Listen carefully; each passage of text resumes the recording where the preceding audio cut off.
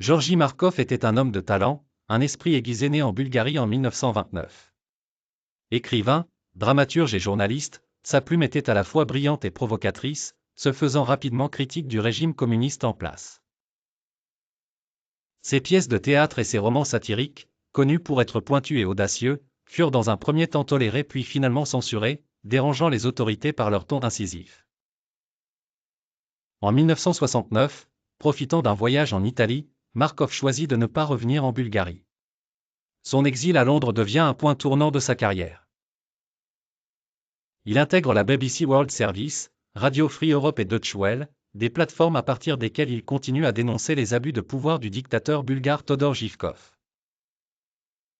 Considéré comme un traître dangereux, Markov devient rapidement une cible politique. Les services secrets bulgares, épaulés par le KGB, mettent sur pied un plan pour le faire taire définitivement. En cette journée fatidique du 7 septembre 1978, qui coïncide étrangement avec l'anniversaire de Živkov, Georgi Markov emprunte le pont de Waterloo à Londres pour se rendre à la BBC. Vers 13h30, alors qu'il attend le bus, un homme charismatique en costume le frôle, lui assénant un léger coup de parapluie. Ce geste anodin cache en réalité une attaque mortelle. Presque immédiatement, Markov ressent une sensation de brûlure à l'arrière de la cuisse. S'ensuit une cascade de symptômes inquiétants, fièvre, douleurs musculaires, vomissements.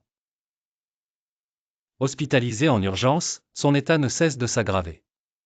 4 jours plus tard, le 11 septembre, il succombe.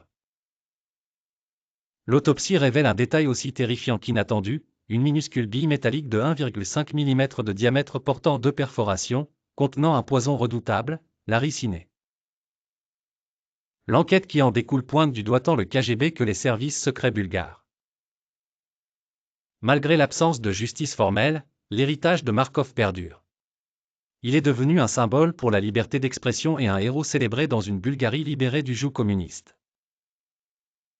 Son nom orne aujourd'hui des rues, des écoles et des prix littéraires. Quant à l'arme du crime, le fameux parapluie empoisonné, elle reste iconique des excès de la guerre froide, un souvenir glaçant de la paranoïa et de la brutalité des régimes totalitaires de l'époque. Une histoire qui, bien que tragique, continue de rappeler l'importance de se battre pour la vérité et la liberté.